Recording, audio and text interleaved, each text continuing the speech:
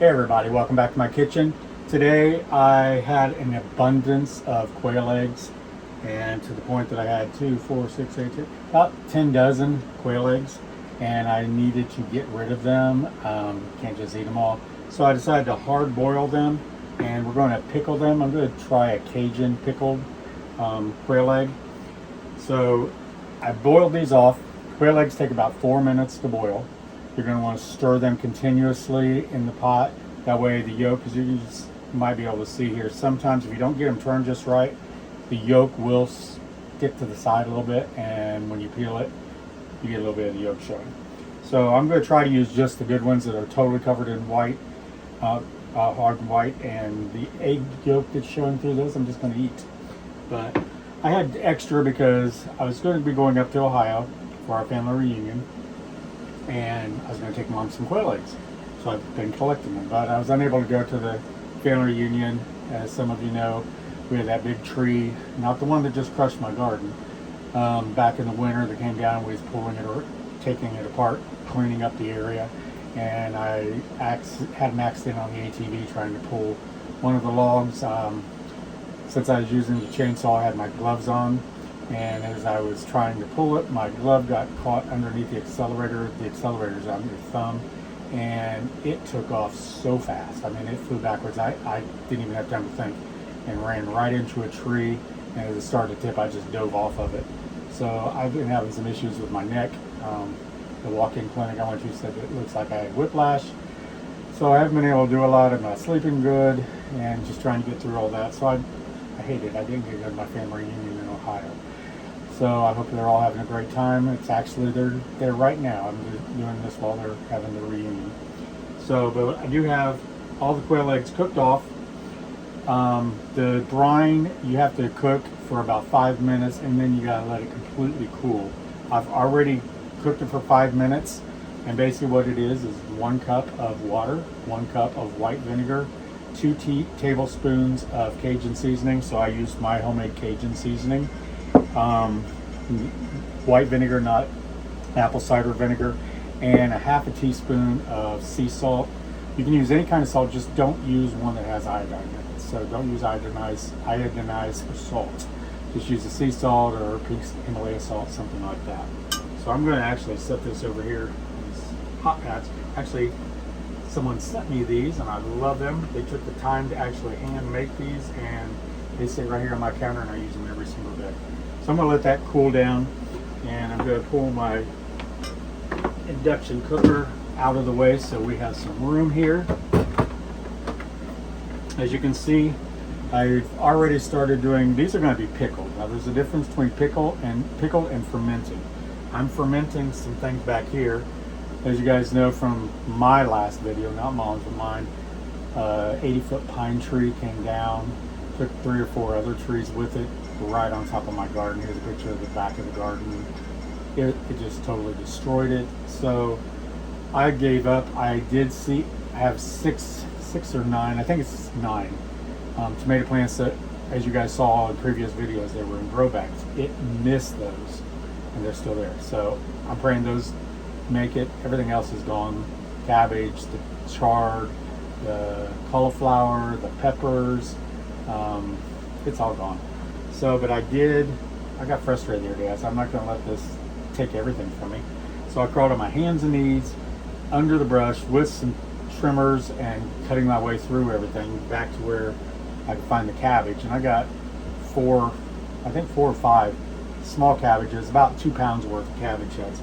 So I've got those back here. They are fermenting. So that's why I'm telling you there's a difference between pickling and fermenting.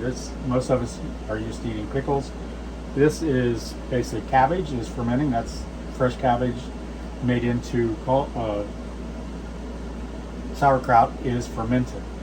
You can it after you ferment it, but that kills off all the natural enzymes, everything in there that's good for your gut. So what I do fresh, I like to use, I don't heat it. I like to put it on toast with some quail eggs, regular chicken eggs, possibly some avocado, just something like that, or on the side, because it is really good for your stomach. And so I got 2 quarts of that I managed to get, And my poor green beans were just starting to come on. I got enough green beans to do 1 quart of pickled, or not pickled, but fermented green beans. And I've got tomatoes in here, pickles, my oregano I got out of the garden, some tomatoes. And you can see, I don't know if you can see it or not, it's starting to bubble. That's why I got the little top on here. You don't have to use this. You can just burp it every day, open the can, so let the carbon dioxide out that it's making. But I put this on here so I don't have to do that because I'm forgetful. So I got 2 quarts of cabbage and the green beans. I also had a couple green tomatoes. And I thought, I've got 4 jars here, so I'm just going to ferment some green tomatoes. We're going to see how those go. I have never fermented anything except cabbage, which I did with my dear friend Heidi and Matthias. They live over in North Carolina. Went up there around Christmas, well, before Christmas, 3-4 years ago. And her and I did a whole bunch of cabbage. She taught me how to do the sauerkraut and make it, and I got to take a quart home with me, and it was the best stuff I've ever eaten. And I never did like sauerkraut growing up. I always saw it sitting on our back porch. My mom would get a crock about that tall, that big around, and just fill it. And she'd cut out a board, put on top, and then put wax around it to seal it. And as a kid, all I thought was, that stuff's just rotting. I'm not going to eat that stuff. It's just rotting in that pot. So I never liked sauerkraut growing up. So when she made sauerkraut and sausage for her and Dad and my sister, I didn't eat it. But my taste buds have changed. Maybe they didn't change. In fact, I just tasted it and liked it. So now I do like it, and I'm making my own. So I'm going to try again this fall. I have a fall garden. I'm going to do cabbage, cauliflower. I did get some pink-eyed, purple-hulled peas. They're kind of like a black-eyed pea, and I'm going to try to get those planted hopefully by the end of this week. Over 4th of July weekend, I'll have everything cleaned out, and I'll actually be able to get in there and replant stuff, refortify the soil and get everything going again, and just pray that I get something.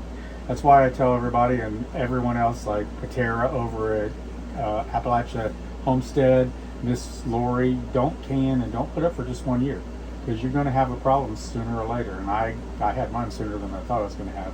So luckily I have a lot of canned stuff that Mom did and that I did, and should be able to get us through. And nonetheless, I'll just go to a farmer's market and get stuff and do it as well. But I do want to thank everyone. I've got 2 people's already sent me. Someone sent me corn to plant. They said I could do for the fall, and someone sent me some bean seeds. So I appreciate that, and everybody that says they'd love to be able to share, like Leanne over Mennonite Farmhouse. She made the sweetest comment, said if I lived closer, she'd help share, or she'd share some of her stuff with me this fall. That means the world to me. You guys are great. So I'm going to put these together. Some other things we're going to put in here is a jalapeno, some garlic, and I do have a couple of these little onions left that I put into the green tomatoes. So we're going to put those in the jar as well. I wish I had Mom's already cleaned and done garlic. That'd save me a lot of time. But I'm just going to chop off the ends, give it a smash, peel off the skin, the paper skin on the outside, and put it in the jar. Nothing fancy. That's very easy to pickle things. It's very easy to ferment things. So I'm going to be doing a lot of fermenting and pickling this year with whatever I can get my hands on. Didn't do that very good, did I? Let's give it a bigger smash. There we go. So I do hope all of y'all's gardens are doing good. Mom's is doing really well.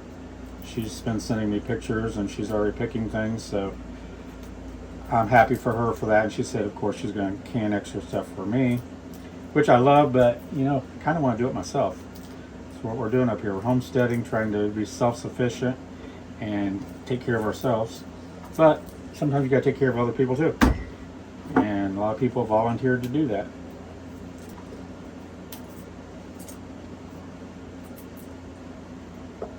Right, one more. I want 4 pieces. So I want one in the bottom of each pint jar. So I'm going to do pint jars. I want 1 garlic in the bottom and 1 somewhere in the middle. Get the flavors melted through there. Okay, there's my garlic. Just that easy. Let's get rid of all this skin. Put them in there on top of those quail egg shells. Now, for you that are thinking, I've only boiled quail eggs twice. This is my second time. I wasn't going to stand and peel all of these eggs. I did a dozen. That was, you know, kind of cumbersome trying to get them all peeled. They peel pretty easy, a little bit. I thought a little bit easier than chicken egg, but they're so little. So I did buy a quail egg. In fact, I've got it over here. Just finished using it. It's a quail egg peeler. It actually just rolls the eggs right there, catches the peel, pushes the eggshells down underneath and peels it, and you can push the eggs right out into a container. It works pretty well. I would say it probably works better, because as you can see there's some of the yellows show through. Probably works better with an older egg. Some of these were really fresh, and as you guys know, chicken eggs and quail eggs, fresher they are, the harder they are to peel. So I broke down, got that, because I knew I was going to be doing lots of quail eggs since we have so many quail, and hopefully getting more. So let me get these onions done here, and then we'll get everything jarred up.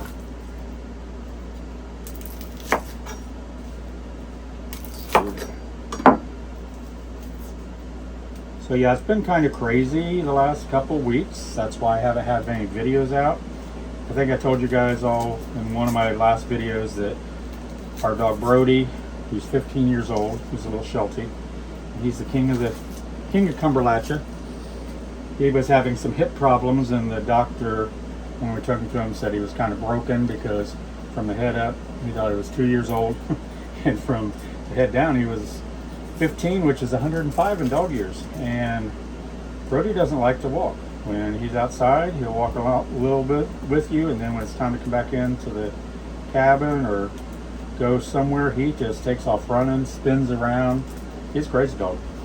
So she put him on some medications, and one of them was gabapentin, and I was supposed to give him a half of one every morning and half of one at night. I think it's like that. No, it's a whole one in the morning and a whole one at night. I believe that I accidentally, because it was 4:30 in the morning, I think I accidentally gave him 2 gabapentins instead of a gabapentin and a pain pill, because about 2 hours later, Brody was totally unresponsive. We thought he had passed. Scared the crap out of us. We rushed him to the vet. He started coming to, and within about an hour at being at the vet, he's up walking around, wagging his tail, and just normal. So I'm afraid I overdosed him. I haven't given him gabapentin since, because I'm scared to death to do that. I don't want to take any chances. He's now acting totally normal, like he was. Does have a little hip problem still, bouncing around. But I think I'd rather see him happy, running around at 15 and in little pain, than being, I mean, he was totally comatose, I thought, the way he looked. So we don't want that. So I'm going to err on the side of caution, and I'm not going to give him any gabapentin. So a lot of people might say it works for their dogs. Some people might not. If it works for you, works for you. I don't want to see my dog laying around all lethargic. He's 15. He's enjoying himself up here at Cumberlatcha, and I'm going to let him continue to enjoy himself up here. So I just yell at him when he runs. Time to slow down, try to keep him on a leash sometimes, because he does like to chase the squirrels. He likes to chase the birds, and he's now starting to bark and kind of nip at the cage or the run where the chickens are. Not really nip at it, but he gets between me and the chickens like he's protecting me. Last couple times he hasn't been as bad, but he does bark at them, and they kind of run them afraid of him, so he can't get to them, so they're safe. But he's the boss. Okay, so I got everything cleaned, everything ready to go. Put the knife over here out of the way. I've got 2 clean pint jars. You can do 1 quart jar. I'm going to take probably one of these to work, because one of the ladies I work with wanted me to do some spicy pickled eggs. So I'll probably take a jar with me to work for her and keep one here for us. So I've got everything ready. All you gotta do is start packing it. I'm going to put an onion and a garlic in the bottom of both of them, and 2 jalapeños. I don't know if you just watched me do that. I try to get most of the seeds out. There are a few seeds. The seed and the white membrane in the middle, that's where the heat's at. So if you take most of that out, it's not going to be as spicy. I'm not going to tell you it's not going to be spicy because it's going to be. So now let me get the eggs, and I'm going to put them up here where you can see. I'm going to try to go through and pick the ones that the yellow is not showing through. And just make a couple layers here. I've never pickled eggs before. I don't think the pickling would hurt with the yolk. But I want it pretty too, so I'm just going to do it this way. Y'all can tell me down below if you pickled eggs, regular chicken eggs or quail eggs, if you can use where the yolks are showing, because I've never done it. And I don't know that my mom's pickled, I don't know if you call it pickled, the beet juice. She likes to make those. Those are really good. I've never made them, so I'm not sure. I have to ask her. I'm getting all these in here. There's a layer. Now I'm going to put another garlic and another onion in there. This is onion or garlic. I think it's a large one. I think I'm going to cut it in two and put it in there. Unfortunately, everything's white, so it's not going to be real pretty like the spice or the green beans and the green tomatoes are. I was thinking maybe putting some little cherry tomatoes in there. I don't know what that would be like. You know what? We're going to try that because I got cherry tomatoes left over, and I'm sure if I'm not supposed to do that, some of you are yelling at me right now saying don't do that, but we're going to try it. I'm just going to cut them in half and put them in halfway up the jar so we got some color in there. I've had pickled tomatoes before, so I don't see why we couldn't.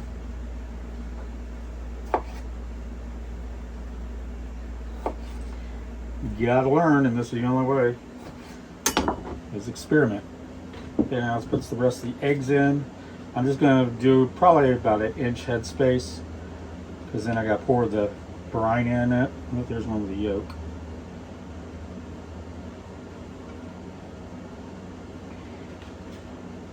I guess what would be good is if you're making egg salad, it wouldn't matter if it peels off some of the white. Yeah, I still got some shell on that one. I'm going to put him aside because his yolk's showing.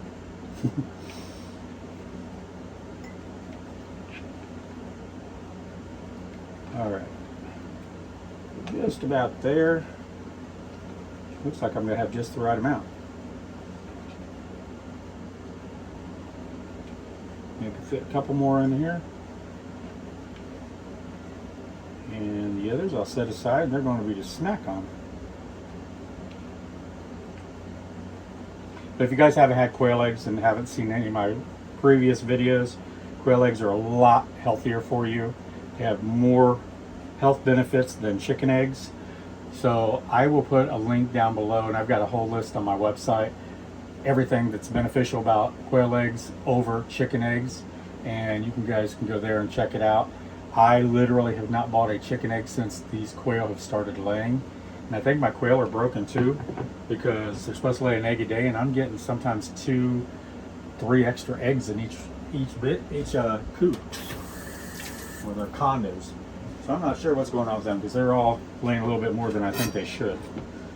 Okay, y'all did tell me, see, y'all didn't tell me they didn't put any of my jalapeños in there.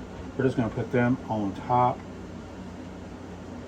You're supposed to be watching me because you know I'm a mess right now. But yeah, between the tree falling on the garden, it's been crazy up here. But it's no excuse. I should have got more videos out for you because you all have been so nice and wonderful to us. I shouldn't put that off. Let me find now this seems pretty much, very lukewarm. So I'm just going to ladle this over top of that. I'm going to set the jars on top of this just in case a little dribbles out on the side. Shell there. But no, I have not bought one chicken egg since these girls have started laying, and it's been wonderful. I looked at today when I went to the grocery store, pasture raised, non-GMO, all that stuff, stuff that's just natural here on us. $6.49 a dozen. How about choked? So there's no way. And I don't know if I'm gonna have enough brine. I might have to make just a little bit more. And if you don't have enough, just make a little, like a half a cup of vinegar, half a cup of water, and maybe a quarter teaspoon of salt just to make a brine, and you can put right over top of that. That's what I'm gonna do. But as you can see, it isn't a clear, it's not red like the beet, and it's not clear. This is the Cajun seasonings we have in there. So I'm just gonna make a little bit more brine, put on top of this. I'm going to seal them, put them in the refrigerator. They're usually good in about 2 days, it says.